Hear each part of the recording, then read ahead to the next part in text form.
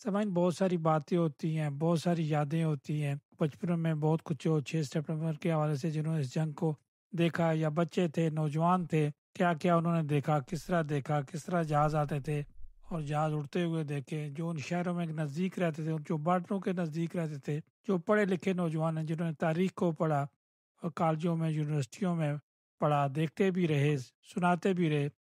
सामान्य इस पर हल्का-सा मिला-जुला प्रोग्राम करेंगे मालूमात के हवाले से। और भी कोई इलेक्शन की मालूमात उस पर भी हम बातचीत करेंगे।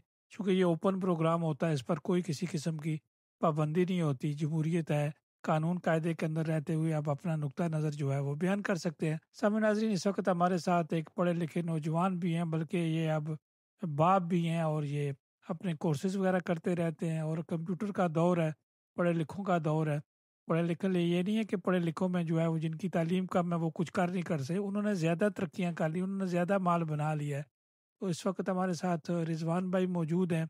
इन्हें आप कभी-कभार सुनते रहते हैं, बड़ा कीमती टाइम होता है, ये टाइम निकालते हैं, छुट्टी वाले दिन टाइम निकालना बड़ा मुश्किल होता है। जो लोग काम करते हैं, दूर करते हैं, दूसरे ममालिक में करते हैं, कंप्यूटर पे करते हैं, तो यही कुछ टाइम होता है उनका रेस्ट का। ये बड़ी उनकी हिम्मत है कि वो टाइम भी दे देते हैं। रिज़वान भाई, आपको अदारा आपकी आवाज़ पर एक बार फिर खुशामदीद कहते हैं। बहुत-बहुत शुक्रिया राजा साहब और मेरे तमाम जो पाकिस्तानी भाई हैं, उनको भाई-बहन सबको अस्सलाम वालेकुम। आपको 6 सितंबर की जो है एक ये दिन भी हमारा यौम दफ़ा है, इसकी बहुत-बहुत मुबारक हो। और राजा साहब, आप हमेशा ही बड़े कीमती अल्फ़ाज़ से मेरी जो है इंट्रोडक्शन कराते हैं। दिल से मैं आपका मोतरफ़ हूँ। बस ये है कि हम सबको पाकिस्तान के लिए जो है एक नाम रोशन करना चाहिए। कारोबारी हल्का हो या हमारे जैसे जो नौकरी पर्सन हैं, उनका हो। बहरहाल बहुत-बहुत शुक्रिया सर। रिज़वान भाई, चूँकि आपको तालीम के साथ लगाव भी है और ख़ुद पढ़े लिखे भी हैं और साथ-साथ आप मीडिया पर्सन भी हैं, इस पे भी आप मुतहर्रिक रहते हैं, तज्ज़िये भी करते रहते हैं, तंज़ो-मज़ाह से भी लोगों को लुत्फ़-अंदोज़ करते रहते हैं, शायरी से भी लगाव है। तो ऐसे जी। लोगों को जो है वो ढूँढना चाहिए, उनसे बात करनी चाहिए। ये बड़े एहसास वाले लोग होते हैं, ये बड़े नर्म दिल होते हैं अंदर से। अगर बाहर से सख्त भी अगर नज़र आएँ तो अंदर से ये बड़े नर्म होते हैं। ये 6 सितंबर का दिन जो है, मैं चाहूँगा इस पर थोड़ी-सी बात करें, फिर थोड़ा-सा कम्यून की भी बात कर लेंगे। जी सर, बिल्कुल सर, ज़रूर कीजिए, ज़रूर। ये आपका वैसे तो आपने बड़ा अच्छा किया है कि ऐसे लोगों को ढूँढना। अभी तक तो 28 साल हो गए कोपेनहेगन में मुझे, अभी तक तो आपने ही मुझे ढूँढा है। बाकी लोग अच्छी तरह मिल लेते हैं, बस काफ़ी है। 6 सितंबर के हवाले से ये है जी कि ये जो तो बाज़ इसमें दफ़ा दोनों मेरा ही ढूँढना आपको महँगा पड़ जाता है। राजा साहब, आप एक तो वैसे बड़े भाई हैं और दूसरा ये कि शायद एक दफ़ा मैंने आपको ये कहा था कि अगर आप सच बोलना छोड़ दें तो आप एक अमीर आदमी बन जाएँगे। आपने सच बोलना छोड़ा नहीं और आप अमीर आदमी मेरी तरह बने नहीं। जिस तरह मैं गरीब हूँ, उस तरह आप गरीब हैं। तो हक की जो सीढ़ी है ना, वो बड़ी मुश्किल होती है। और हमारे यहाँ मैं 6 सितंबर से पहले एक बात छोटी-सी अपने तमाम जो सामाईन जो सुन रहे हैं उनको बताता कि हमारे यहाँ एक कल्चर डेवलप हुआ है और वो ये है कि कोई अगर अफ़सर है पाकिस्तान में, अगर वो रिश्वत नहीं लेता, अगर वो हराम नहीं कमाता, तो आप जानते हैं कि हम उसके बारे में क्या बात करते हैं कि यार, वो तो बड़ा फलां बंदा है, वो तो कम करदा ही नहीं है। तो ये हमारा एक वो बन चुका हुआ है कि जो आपको नेकी, सच्चाई या उसके मामले में ईमानदार रहेगा, उसको आप कभी भी अच्छे हम लोग कभी भी अच्छे सॉरी आप कह रही है, हम लोग अच्छे अल्फाज में ना ही याद करते हैं, ना ही ज़िक्र करते हैं। तो मैंने जो देखा है अब तक, मैं इसमें मीडिया में भी रहा हूँ और उसमें मैंने ये देखा है कि राजा गफूर साहब जो हैं, वो हमेशा उस चीज़ को हाईलाइट करते हैं, जो चीज़ उनके नज़दीक थोड़ी-सी ऑब्नॉक्शियस हो। और मेरा चूँकि खुद भी मीडिया से ताल्लुक रहा है, फिर मैं पीटीआई के लिए भी काम करता हूँ, तो मैंने कोई ऐसी वो नहीं देखी जिसमें आप ओवर एक्ज़ैजरेट करके बात को गलत या तोड़-मरोड़ देते हैं।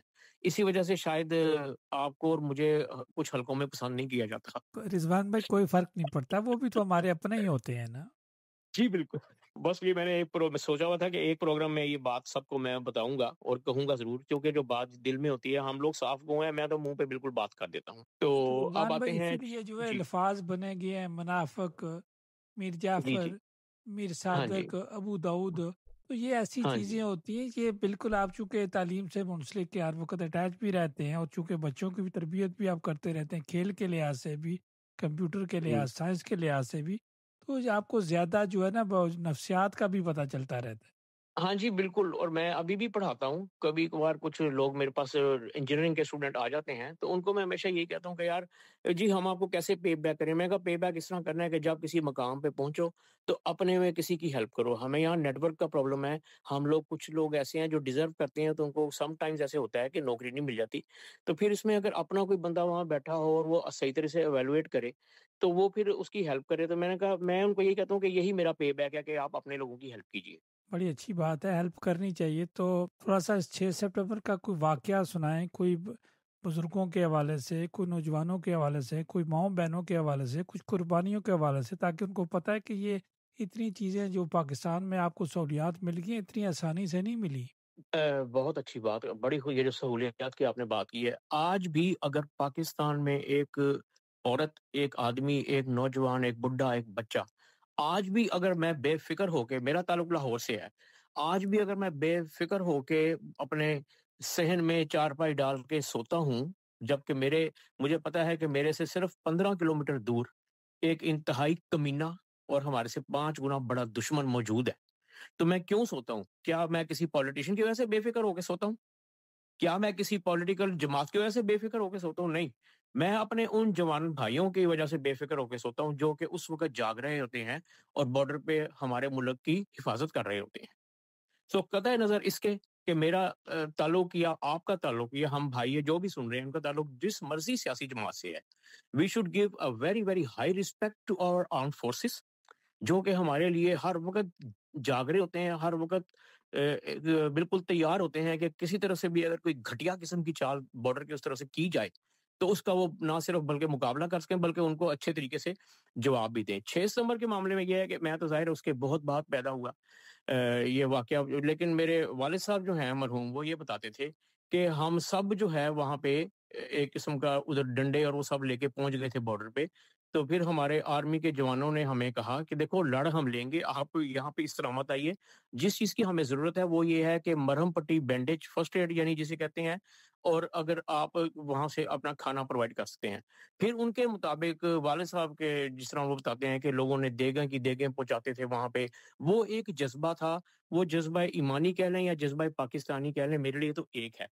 उस वक़्त जो कौम का आपस में यकजहती थी वो मेरी मुझे उम्मीद भी है कि आगे भी खुदा ना खास्ता अगर कभी कुछ ऐसा वो घटिया हरकत होती है, तो आज भी कौम पूरी आपकी राजा साहब पूरी कौम जो है, वो हमारी फ़ौज के साथ खड़ी है। और ये जो 6 सितंबर में जो उस वक़्त के जो हैं वो ये है कि उस वक़्त इतना पाकिस्तान स्ट्रॉन्ग भी नहीं था, लेकिन जज़्बा ईमानी था। लोगों ने अपने ऊपर बड़ी-बड़ी जो है अज़ियतें बर्दाश्त की, हमारे जो अफ़वाज थी। लेकिन उन्होंने इस घटिया दुश्मन को हमारे मुल्क में अंदर आने नहीं दिया। वरना आप जानते हैं लाहौर, शकरगढ़ ये तो बिल्कुल बॉर्डर पे हैं। तो ये एक जज़्बा है और ये एक कहानी है। मैं चूँकि दोनों तरफ की देखता हूँ, कहानियाँ सुनता हूँ, तो उधर से भी बड़े ज़मीन आसमान के कलाबे मिलाए जाते हैं कि हमने 65 की जंग में पाकिस्तान का ये कर दिया, वो कर दिया। हकीकत ये है कि 4 या 5 टोटल रीजन थे। वो आप ज़ाहिर है मेरे से ज़्यादा जानते हैं, इस पे रोशनी डालिए। जिसमें से 3 जो हैं वो पाकिस्तान ने इनको ठीक-ठाक फेंटी लगाई थी। तो अभी आज का तो दौर है, आज टेक्नोलॉजी का दौर है। कन्वेंशनल वॉर बहुत पीछे हट गई है। Now it's the air force that will come across और उसमें जो है हमारी बर्तरी जो है वो माशाल्लाह माशाल्लाह बहुत बढ़ के है। मेरे साथ के जो मेरे दोस्त वहाँ पे हैं, जो इस वक़्त आर्मी में मेरे काफ़ी दोस्त हैं, जो बताते हैं कि इस वक़्त हमारी जो है वो काबिलियत जो है क्योंकि आज जो टेक्नोलॉजी में आज नंबर ऑफ वेपन्स पे गेम नहीं है, आज काबिलियत पे गेम है। हमें बार-बार कहा जाता है जी आपने चाइना की टेक्नोलॉजी इस्तेमाल की, तुर्किया की, तो मुझे ये लोग ये बताएँ कि राफ़ेल इनकी फूफो ने बनाया था। ये जो एस-400 का ये कहते हैं ये इनके चचा लेके आए थे वहाँ से। अगर ये बाहर की टेक्नोलॉजी यूज़ कर रहे हैं, हम भी यूज़ कर रहे हैं। फ़र्क सिर्फ़ इतना है कि हमारे जो अपने फाइटर जेट्स हैं, वो हमने चाइना के साथ मिल के बनाए हैं। मेरा बेटा एक गेम खेलता है प्लेस्टेशन पे, उसपे जेएफ थंडर 17 जो है, जिस मुल्क ने बनाया होता है उसका झंडा लगा होता है।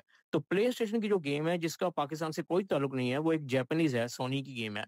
उसके ऊपर भी जेएफ थंडर के साथ 2 झंडे लगे होते हैं, चाइना का और पाकिस्तान का। इसका मतलब ये है कि ये जहाज़ पूरी दुनिया मानती है कि हमने चाइना के साथ मिल के बनाया है। हमने इसके विंग को स्ट्रेंथन किया है अपने मैनूवर्स के लिए। मेरे पास बेशुमार टेक्निकल डाटा मौजूद है, लेकिन वैसे ही सामाइन के लिए बता दूँ कि ये जहाज़ it's more Pakistani than Chinese. Chinese की इलेक्ट्रॉनिक है, इंजन है, लेकिन इसके जो विंग्स और जो सारा है वो पाकिस्तान ने अपने ज़रूरत के हिसाब से डिज़ाइन किया है। ये आप नेट पे ढूँढें, आपको हर जगह पे डाटा मिल जाएगा। तो हम हमारी काबिलियत इस वक़्त ज़्यादा है और मैं तो ये कहता हूँ कि बेहतर है ये अपना शौक दोबारा आके पूरा कर लें। इनको 6 सितंबर से ज़्यादा जो है वो सख्त वो सज़ा मिलेगी और इंशाअल्लाह ताला ये फिर छुपा भी नहीं सकेंगे। बिल्कुल बजा फरमाया आप अपने रिजवान भाई आते हैं, आपको पता है कि आपसे लोग बात करते रहते हैं, आपसे लोग अप्रोच भी करते हैं। 18 नवंबर जो है वो अब ईद मिलाद नबी के आज जो है वो 13 रबीउल अव्वल है पाकिस्तान में। जी। तो जी, ये जो माशाल्लाह। दिन जो है वो गुजर जाएंगे, महीना भी गुजर जाएगा। 12 रबीउल अव्वल तक सारे जो हमारे प्रोग्राम होते हैं मसाजिद में चलते रहते हैं, अदारों में चलते रहते हैं। ये चीज़ें साथ साथ चलती रहेंगी और ये ख़त्म नहीं होंगी। लेकिन यहाँ अब 18 नवंबर जो है वो बहुत करीब आ चुका है। सियासत की बातें शुरू हो गई हैं, पार्टियों ने जो है वो बातें करनी शुरू कर दी हैं और हम हाँ जी। शादी ब्याह तकरीबात से भी फारुग हो चुके हैं, चूँकि जूँ-जूँ मौसम को देखते हैं और उसके बाद जी। सियासतदानों का भी रुख जो है वो यूरोप की तरफ शुरू हो जाता है। अब हाँ जी। सितंबर के बाद जो है वो दोबारा चूँकि पाकिस्तान का मौसम भी बहुत अच्छा हो जाएगा, ये सैलाब वाला भी जो सीज़न है ये ख़त्म हो जाए, जो लोगों की आफ़तें हैं, तो ये वो जी। चीखों-पुकार करके हम लोग जो है वो सोशल मीडिया पर इनकी क्लिप्स लगा-लगा के थक जाएँगे। अमली तौर पर क्या करेंगे ये तो अल्लाह की ज़ात ही जानती है। तो रिज़वान भाई ये इलेक्शन बहुत करीब आ रहे हैं, आप इसको किस तरह देख रहे हैं? इस गहमा-गहमी को किस तरह देख रहे हैं? थोड़ी-सी सर मैं बैकग्राउंड इसकी बता दूँ। मेरी आपसे एक बार बात हो रही थी, मेरा ख़्याल है वैसे हमारी तो अक्सर बात होती रहती है, लेकिन अभी ये कुछ कुछ महीने पहले आपने इस बात पे एम्फसाइज़ किया था कि वहाँ की जो पाकिस्तान की सियासत है या सियासी जमातें हैं, they are handling it very well over there Pakistan में। यहाँ पे ठीक है, हमारे अंदर जज़्बा है, पाकिस्तान है, हम अपने सियासी जमातों को जो पाकिस्तान में उनको यहाँ पे हम सपोर्ट भी करते हैं। यहाँ पे पीटीआई के लोग हैं, पीएमएलएन के लोग हैं, पीपीपी के लोग हैं। लेकिन यहाँ की सियासत पे अगर फ़ोकस किया जाए, क्योंकि यहाँ पे अगर हम लोग सियासत में नहीं हैं, ये आपने कहा था कि अगर हम लोग यहाँ सियासत में नहीं हैं, तो हम समझें एक लावारसी की ज़िंदगी गुज़ार रहे हैं। वो कुछ भी कानून पास होता है और वो जो है वो अगले दिन वो हमारे ऊपर आ जाता है। तो हमारे बच्चों को यहाँ पे यहाँ की सियासत में हिस्सा लेना चाहिए। अब ये बात इसको थोड़ा-सा लेके आगे चलते हैं। अभी डेढ़ हफ़्ता पहला मेरे चाइना से कुछ मेहमान आए हुए थे। मेरे दोस्त थे, अपनी फैमिली के साथ आए हुए थे। तो उनके साथ बैठ के बात हो रही थी, तो मैंने उनको ये बताया, मैंने कहा यहाँ पे एक साहब हैं मीडिया पे, उन्होंने ये कहा था कि यहाँ की सियासत में अंदर आना चाहिए, हमारे लोगों को यहाँ की सियासत का हिस्सा बनना चाहिए, so that any rules which will be made against any foreigners और समथिंग, उसमें फिर जो है वो हमारी मदद करेंगे, उसको वहाँ पे वो रेज़िस्ट करेंगे। एक कानून बन जाता है और उसके बाद उसके एहतजाजात और उसके जो डेमोंस्ट्रेशन है उससे कोई फ़र्क नहीं पड़ता। तो उन्होंने रियली एप्रिशिएट किया था गायबाना तौर पे आपको। उन्होंने कहा था कि बड़ी अच्छी बात इन साहब ने की है, यहाँ पे बच्चों को सियासत में हिस्सा लेना चाहिए। अब कुछ मैं देख रहा हूँ कि काफ़ी कुछ तो नहीं, काफ़ी अरसे से मैं देख रहा हूँ कि हमारे कुछ नौजवान जो हैं, जो यहीं के पले-बड़े हैं, वो सियासत में आ रहे हैं। तो हमें उनको सपोर्ट करना चाहिए। हमें मतलब बाकायदा उनके लिए एक कैम्पेन चलानी चाहिए। हम सबका यहाँ पे कोई ना कोई नेटवर्क है। मेरा थोड़ा कम है, आपका थोड़ा ज़्यादा होगा। आपके पास माशाल्लाह ताकत भी है, आप मीडिया के हैं।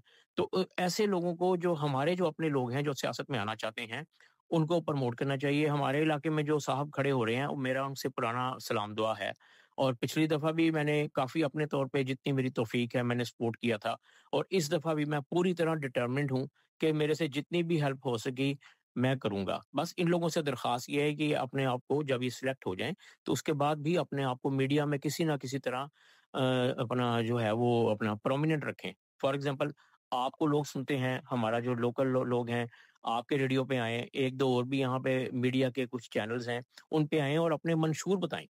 अपना ये बताएँ कि अब उन्होंने क्या किया, उनके अचीवमेंट्स हैं, वो उन्होंने क्या किया है, ताकि अगली दफ़ा लोग ज़्यादा इफ़ेक्टिवली उनको सपोर्ट करें और ज़्यादा से ज़्यादा और लोगों को वोट डालने की जो है ना उनको रिक्वेस्ट करें कि हाँ यार, ये बंदा काम करने वाला है। हमारा मकसद सिर्फ़ और सिर्फ़ मस्जिदें जो हैं, वो हम बना रहे हैं, हमें इजाज़त भी मिलती है, हमारे पॉलिटिशियन काम कर रहे हैं। लेकिन इसके साथ-साथ एक और चीज़ भी है, वो ये है कि तालीम की अवेयरनेस और इसके अलावा नेटवर्क। ये 3 चीज़ें जो हैं, मैंने अभी जो है, जो खड़े हो रहे हैं, उनसे मैंने मेरी मीटिंग है और मैंने उनसे बात करनी है। रिज़वान भाई आप इस पे बाकायदा तवज्जो देते हैं। रिज़वान भाई देखें, अगर आपके माशाल्लाह बच्चे हैं, आपका बेटा है, तो वो अगर कहता है कि कोई दोस्त आते हैं या उसका कोई मेहमान आते हैं, आपके घर आते हैं, तो वो ये ज़रूर कह सकता है, उसको ये हक है कि ये जो है रिज़वान हाउस है या मेरे पापा का हाउस है या मेरे अपना अम्मी-अब्बू का घर है, तो ये एक जी, इखलाकी होता है, आप इसे अपना रिज़वान हाउस कह सकते हैं। लेकिन हम ये जी। भी बर्दाश्त नहीं करेंगे किसी ने क्यों कहा ये रिज़वान हाउस है। हाँ जी, वो अपना-अपना एक वो है ना, यहाँ पे आपको पता है जितने मुँह उतनी बातें होती हैं। तो इसीलिए मैंने अपने बेटे की बात की, तो मैं जब वापस आया हूँ बेल्जियम से 2020 में, तो उस वक़्त कोरोना का टाइम चल रहा था। तो मेरा घर से काम करने का उन्होंने मुझे कहा, क्योंकि फ्लाइटें भी बंद थी। तो उस वक़्त मैंने देखा, तो मैंने अपने बेटे के कमरे में ही जो है ना, अपना वो सिस्टम लगा लिया, क्योंकि मैं अपार्टमेंट में रहता हूँ। तो मैंने वो देखा कि वो अच्छा है, प्लेस्टेशन खेलता है, अपना काम भी तनदेही से करता है, लेकिन उसका पाकिस्तानी बच्चों के साथ इतना इंटरैक्शन या इंटीग्रेशन कह लो, वो नहीं है। तो फिर मैंने उसको ये कोरोना खत्म होने के बाद क्रिकेट में दाखिल कराया, क्योंकि यहीं पे ज़्यादा पाकिस्तानी होते हैं। क्रिकेट में वो अच्छा खेल गया, डेनमार्क की तरफ से भी वो अंडर 15 में मैच खेल गया, जर्मनी वगैरह के खिलाफ। उसका क्रिकेट में इंटरेस्ट पैदा हुआ, अब उसके पाकिस्तानी दोस्त हैं। फिर मैंने उसको मज़ीद आला तालीम के लिए ईसाई क्लब में भेज दिया, जहाँ के पाकिस्तानियों की तादाद ज़्यादा है। तो वहाँ पे अब वो खुश है, और बल्कि ज़्यादा पाकिस्तानियों के साथ उसकी दोस्ती भी है, थोड़ी बहुत पंजाबी भी समझने लग गया है, और उर्दू ज़ाहिर है हम घर में बोलते हैं, मैंने डेनिश की डिस्टिंक्शन लगाई हुई है। तो ये जो बच्चों के लिए, और मैं हमेशा ये कहता हूँ कि बच्चों को हमेशा ये बताइए कि आप पाकिस्तान से हैं, घर में उनके साथ प्लीज़ उर्दू बोलिए, उनको उर्दू एक as a first language, not second language, first language सिखाइए। और ये एक मतलब मैं अपने बच्चे के लिए ये कर रहा हूँ, क्योंकि मेरे बच्चे पे मेरा हक है। मैंने उसको पंजाबी भी सिखाने की कोशिश कर रहा हूँ, थोड़ा-सा दबंग भी बना रहा हूँ, वो यहाँ के डेनिश बच्चों की तरह बिल्कुल वो ना हो, थोड़ा-सा उसमें हिम्मत भी हो बात करने की। आप जानते हैं मैं हर जगह जाके बात कर लेता हूँ, तो ये एक स्पिरिट होनी चाहिए। हर एक जो हमारे यहाँ पाकिस्तानी भाई रहते हैं, वो अपने बच्चों के साथ घर में उर्दू बोलें। कम से कम ज़्यादातर मेजॉरिटी तो ये है कि एक तो पाकिस्तान से आया हुआ है ना, दोनों में से। जिस तरह मेरी बेगम साहबा यहाँ की हैं, और मैं पाकिस्तान से आया हूँ। तो ज़ाहिर है हमारी उर्दू बड़ी फ्लुएंट है। तो ये चीज़ बड़ी इम्पोर्टेंट है। आप डेनिश बोलते हैं, पूरा आपकी डेनिश का मेरे बच्चों को फ्लुएंट वो डेनिश बोलते हैं, डेफ़िनिटली यहाँ पे पढ़ रहे हैं। लेकिन वो साथ उर्दू भी बोलते हैं। और जहाँ तक बात रिकग्निशन की है, मेरा अगर ये घर है, तो ये मेरा यूनिट है, यहाँ पे मेरी मर्ज़ी चलती है। आपका घर है, आपका यूनिट है, आपकी मर्ज़ी चलती है। अब मुझे ये स थोड़ा-सा मैं समझने से कासिर हूँ कि आप किस पैराए में बात कर रहे हैं, तो फिर उस हिसाब से वो मैं मैं इसलिए आपको कारण इस इस पे राय में बात करूं कि अगर आपकी किसी सियासी जमात से या किसी और से तंजीम से जो है वो वाबस्तगी है, तो लोग कहते हैं जी वो जो बंदा वहाँ आया है वो जो है वो बंदा इस तरह आया है। भाई नहीं आता, जो बंदा जाता है वो बेटे का दोस्त है, उसका कोई किसी जमात के साथ ताल्लुक नहीं है। अगर वो डैनस सियासत करता है तो उसके अब्बू के साथ जो किया जाए तो उसके अब्बू का उसका वो कह सकता है ये मेरे बाबा का जो है वो घर है, ये मेरे बाबा हैं। हो सकता है मैं उस सियासत से खुद जो है वो एग्री ना हूँ। तो इस तरह की बातें जो है वो शहर में चलती रहती हैं। कोई बंदा कोशिश करता है, नौजवान पढ़ा लिखा कोशिश करता है, तो जो है ना हमारा सिस्टम जो है उस पर एक जो है वो ऊपर चादर भी चढ़ा देता है। एक्चुअली वो जो होती है ना एक मारूसी सियासत। अब यहाँ पे नाम तो ज़ाहिर है मैं किसी का भी नहीं लूँगा, लेकिन एक एक बड़ी परसेप्शन डेवलप हुई हुई है कि कुछ लोगों ने अपने आप को खुद ही एक खुद साख्ता लीडर अपने दिमाग के अंदर बना लिया हुआ है। ये उनकी तालीम की कमी की वजह है या क्या है? क्योंकि यहाँ पे बड़े समझदार लोग भी पाकिस्तानी माशाल्लाह बड़े-बड़े समझदार लोग भी हमारे यहाँ पे हैं। लेकिन कुछ लोग इतने क बेवकूफ़ हैं कि अब फॉर एग्ज़ाम्पल आपने मुझे अपने रेडियो पे दावत दी। मैंने 6 सितंबर पे बात करनी थी। पिछली दफ़ा आपने किसी और टॉपिक के लिए मुझे बुलाया। अब वो जो एक अंदर एक जलन या वो जो आग नीचे जलती है ना कि जी हमें क्यों नहीं बुलाया? तो फिर उसका वो ये एक बड़ा वो अजीब-सी बात करते हैं कि जी रेडियो ते चला गया। मुझे इस टर्मिनोलॉजी की आज तक समझ नहीं आई कि रेडियो पे चला गया। वो अंदर की एक हसद होता है, एक जेलसी होती है। आपने मैं किसी काबिल नहीं हूँ, लेकिन अगर आप किसी मेहमान को इस काबिल समझते हैं, तो आप रेडियो में बुलाते हैं ना। तो वो और ये मेरा इंडिविजुअल फैसला है। मैं किसी पार्टी को फ़िलहाल जो है वो मैं उसका वो नहीं हूँ, मैं पाबंद नहीं हूँ किसी से पूछने का। और मैंने 10 दफ़ा ये कहा हुआ है, अपने पीटीआई के दोस्तों को भी कहा हुआ है कि मुझे डिक्टेट मत किया करो, मेरी अपनी मर्ज़ी है। मैं जहाँ जाता हूँ, जो काम करता हूँ, अपनी मर्ज़ी से करता हूँ, अपने मुल्क के लिए करता हूँ। मैं किसी भी सूरत में अपनी फ़ौज को बुरा नहीं कह सकता हूँ, किसी भी सूरत में, व्हाटएवर इट टेक्स। क्यों? कि ये मुझे पता है, मैं बॉर्डरिंग सिटी पे रहता हूँ, मैं रहता हूँ लाहौर में। मुझे पता है कि हमारी फ़ौज की क्या अहमियत है। अब अगर किस लोगों का किसी का कोई वो ऐसा कॉन्फ्लिक्ट है या कुछ है, तो मुझे तो ये देखना चाहिए कि मेरी जो मेजॉरिटी है, मेरे जो जवान हैं, वो किस चीज़ को प्रोटेक्ट कर रहे हैं, वो हमारे मुल्क को प्रोटेक्ट कर रहे हैं। और मेरे सामईन जो हैं, जो बड़े समझदार हैं, उनको ये बात रियलाइज़ करनी चाहिए कि पाकिस्तान है तो हम हैं। पाकिस्तान है तो हमारी पहचान है, और पाकिस्तान है तो हम ये सारी शरारतें कर रहे हैं। आज खुदा ना खास्ता अगर हम किसी मुल्क को ना बिलॉन्ग करते हो, तो हमारी यहाँ क्या स्टैंडिंग है? खुदा के फज़ल-ओ-करम से हमारी यहाँ पे एम्बेसी है। और मैं तो जब भी गया हूँ मैंने आपने शायद बहुत साल पहले मैंने एक प्रोग्राम किया था जब मैं अपना चैनल चलाता था। मैं तो जब भी गया हूँ मेरे से वो लोग अच्छी तरह मिले हैं। एम्बेसडर साहब से लेके नीचे अमले तक हर बंदा मेरे से अच्छी तरह मिलता है। अब मुझे समझ नहीं आती कि आखिर हम लोग हर चीज़ में शिकायत क्यों ढूँढते हैं? ये बिल्कुल आपने वजह फरमाया कि हर आदमी मिलता है, अच्छे तरीके से मिलता है। अब देखिए ना, आपका जो काम है, मैं आप पर तो बात तो थोड़ी सी कर सकता हूँ, लेकिन मेरा ये तो नहीं है कि हर वक्त मैं आप पर तनकीद ही करता रहूँ। कोई अगर कोई चीज़ नज़र आती है तो मैं आपसे बात कर लेता हूँ, इसमें कौन सी मुश्किल बात है, लेकिन जो है पर्सनली नहीं लेना चाहिए। बिल्कुल। और हमें जब हम एम्बेसी में जाते हैं बल्कि आपसे भी मेरी दरख्वास्त है, आप को लोग जानते हैं। राजा साहब मेरी दरख्वास्त है कि आप एक सवाल ज़रूर पूछा करें वहाँ पे जो हेड ऑफ़ द मिशन है, उनसे ये ज़रूर पूछा करें कि पाकिस्तान की जो एक्सपोर्ट्स हैं, जो जो यहाँ पे इम्पोर्ट होता है, उसमें आपके इसके दौर में जितनी देर भी उनका टेन्योर होता है यहाँ पे, इसमें कितना इज़ाफ़ा हुआ है? और आखिर कोई ऐसी चीज़ जो कि ब्लॉक कर रही है किसी मतलब हमारे इम्पोर्ट्स को यहाँ आने में, कम से कम हमें अगर उसका डाटा मिल जाए, जानकारी मिल जाए, तो यहाँ पे काफ़ी पाकिस्तानीज़ ऐसे हैं, मैं खुद भी जानता हूँ, जो कि इन पोज़ीशंस पे काम कर रहे हैं, जो कि हमारी हेल्प कर सकते हैं। क्योंकि पाकिस्तान को इस वक़्त एक्सपोर्ट्स की ज़रूरत है कि पाकिस्तान की एक्सपोर्ट को कोई एक्सेप्ट करे। इस वक़्त हम अमेरिका की बहुत गुड बुक में हैं, तो आई थिंक हमें ये जो टाइम है, ये कैश करना चाहिए। डेनमार्क अमेरिका को हर तरीके से फ़ॉलो भी करता है। तो ये चीज़ अगर आप हम लोग जाते हैं, हम पीआईए की शिकायतें लेके चले जाते हैं। पीआईए के अलावा मेरे पास कोई टॉपिक ही नहीं होता कि मैं बात करूँ। भई क्यों?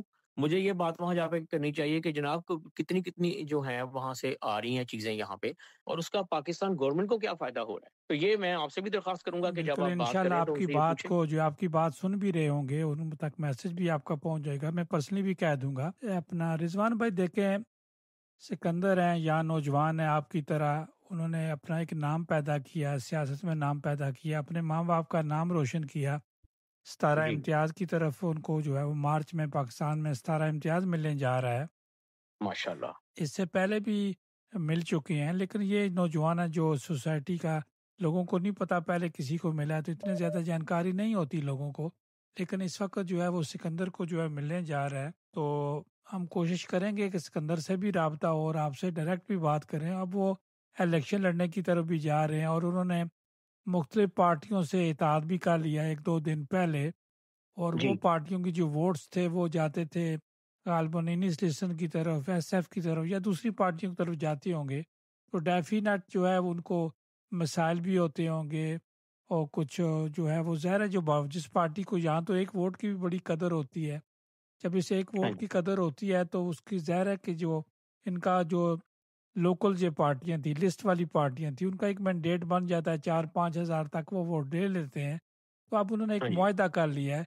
तो आप इस चीज़ को, इस मुआहदे को किस नज़र से देखते हैं सियासी लिहाज से? जी, अब जब तक जहाँ तक बात है सिकंदर मलिक साहब की मेरे से छोटा है सिकंदर और जहाँ भी मिलता है मेरी बड़ी रिस्पेक्ट करता है। तो मेरा तो उसको एक ही सजेशन था, उस वक़्त भी था जब वो ये फ्री ग्रून या ग्रून फ्री इस तरह की तंज़ीम थी। वो उसमें मेरे बच्चों ने भी हिस्सा ले लिया, वो भी मेंबर बन गए और वो आगा नदीम साहब के बेटे से भी मेरी अच्छी सलाम दुआ है।